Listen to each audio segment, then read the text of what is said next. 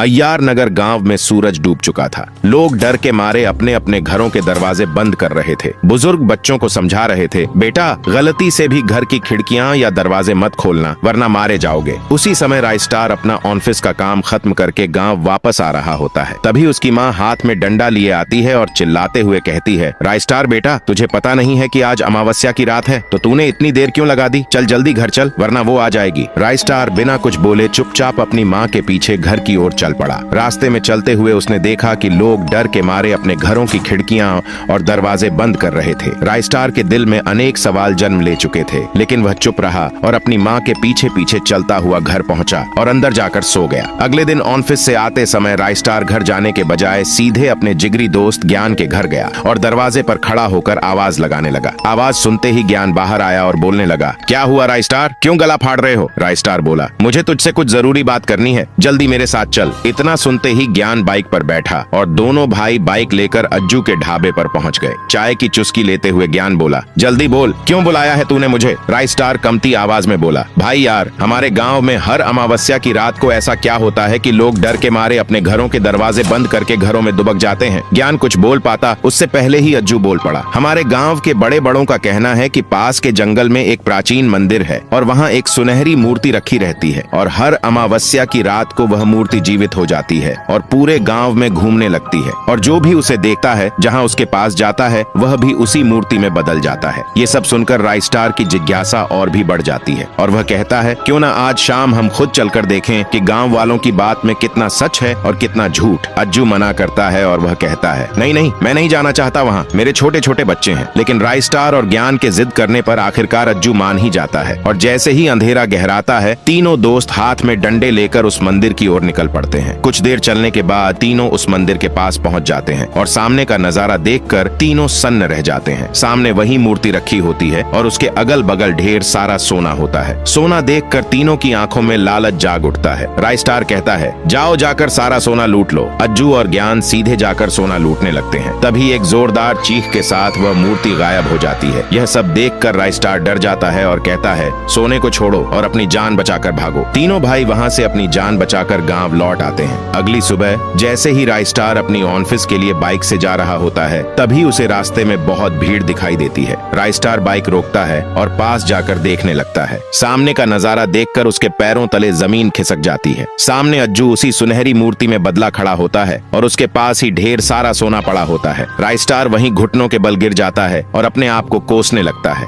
राइस्टार को रोता देखकर ज्ञान भी भीड़ के पास आता है और अज्जू की मूर्ति को देखकर सदमे में चला जाता है। अज्जू की मृत्यु के ठीक 10 दिन बाद दोनों भाई रात के ठीक 2 बजे राइस्टार के घर पर बैठकर अज्जू की मृत्यु पर चर्चा कर रहे होते हैं। राइस्टार ज्ञान से पूछता है, भाई तुम्हें कुछ पता है तो साफ साफ बता दो। ज्ञान की आवाज भारी हो जाती है और वह हकलाते हुए बोलता है, नहीं नहीं भाई, मुझे कुछ नहीं पता, मैं तो खुद उस दिन दूसरे गांव अपने मूसी के घर गया हुआ था। और इतना कहकर ज्ञान कहता है, चल ठीक है भाई, मैं अब अपने घर चलता हूँ, बहुत रात हो गई है। ज्ञान के जाते ही राइस्टार अपने कंप्यूटर में उस दिन की सीसीटीवी फुटेज देखने लगता है। वह देखता है कि ज्ञान और अज्जू सड़क पर खड़े कुछ बात कर रहे होते हैं। तभी फुटेज कट जाती है। ये सब देखकर राइस्टार का शक ज्ञान पर और भी बढ़ जाता है और दूसरी ओर ज्ञान बाइक लेकर उसी जंगल के रास्ते घर जा रहा होता है कि तभी अचानक उसके सामने ढेर सारा सोना प्रकट हो जाता है। ज्ञान बाइक रोकता है और पास जाकर देखने लगता है। तभी वह सोना हिलने लगता है और वही सुनहरी मूर्ति में बदल जाता है और ज्ञान की ओर बढ़ने लगता है और एक जोरदार वार ज्ञान पर कर देता है। ज्ञान की चीख पूरे गाँव में गूंज उठती है। और फिर अगले दिन राइस्टार के दफ्तर में एक आदमी घबराहट में दौड़ता हुआ आया। हाँफते हुए उसने कहा, राइस्टार भाई, ज्ञान भाई जंगल के बीचों बीच पत्थर की मूर्ति बने खड़े हैं। यह सुनते ही राइस्टार का दिमाग सुन्न हो गया। वह बिना एक पल गंवाए सीधे जंगल की ओर भाग पड़ा।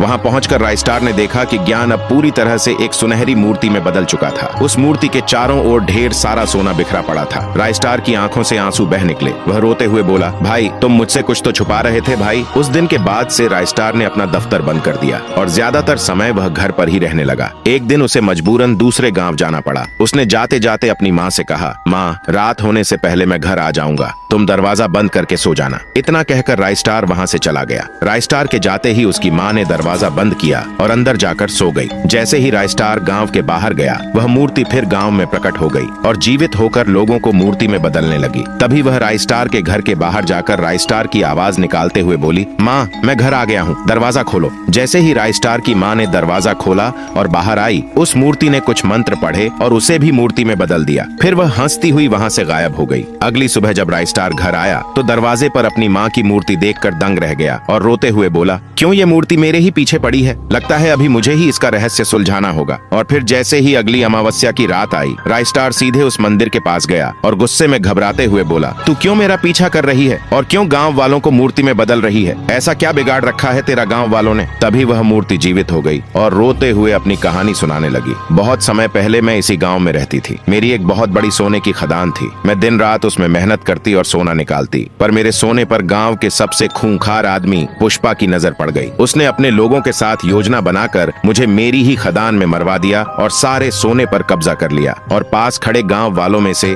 किसी ने मेरी मदद नहीं की। वे बस खड़े रहकर तमाशा देखते रहे। उस दिन से मैंने मन में ठान लिया कि मैं अय्यार नगर के हर एक इंसान को सोने की मूर्ति में बदल दूंगी। ये सब सुनकर राइस्टार बोला, ऐसा मत करना मेरी बहन, मैं तुम्हारी मदद करूंगा जो मुझसे हो पाएगा। राइस्टार की बात सुनकर वह थोड़ी शांत हो जाती है और फिर राइस्टार उसे अपनी योजना के बारे में बताता है कि कैसे वे दोनों मिलकर पुष्पा को हरा सकते हैं और उस खदान को वापस पा सकते हैं। और फिर अगले दिन राइस्टार उसी खदान में पुष्पा के पास गया और अपने घुटनों के बल गिरकर बोला, मालिक, गांव में ढेर सारा सोना मिला है। मुझे लगता है उस पर सारा हक तुम्हारा ही है, इसलिए मैं तुम्हें बताने आया हूँ। सोने का नाम सुनते ही पुष्पा की आंखों में चमक आ गई और वह बिना अपने लोगों के गांव की ओर निकल पड़ा। शाम होते होते वह गांव पहुंच गया। गांव पहुंचते ही उसे सामने ही वह सोने का ढेर दिखा। सोने का ढेर देखकर वह बबला हो गया और सोने की ओर दौड़ पड़ा और हंसते हुए बोला, इतना सारा सोना, अब मुझे अंबानी बनने से कोई नहीं रोक सकता। तभी वह सोना हिलने लगा और वही मूर्ति में बदल गया। मूर्ति को देखकर पुष्पा की सिट्टी बिट्टी उड़ गई। वह वहां से भाग पाता उससे पहले उस मूर्ति ने उसे वही सुनहरी मूर्ति में बदल दिया और उसे अपने साथ लेकर गायब हो गई। पुष्पा के जाने के बाद ज्ञान भी पहले जैसा हो गया और धीरे धीरे अज्जू भी, और धीरे धीरे पूरा गांव भी पहले जैसा हो गया और उस खदान का नया मालिक बन गया। स्टारों का स्टारो राइस्टार।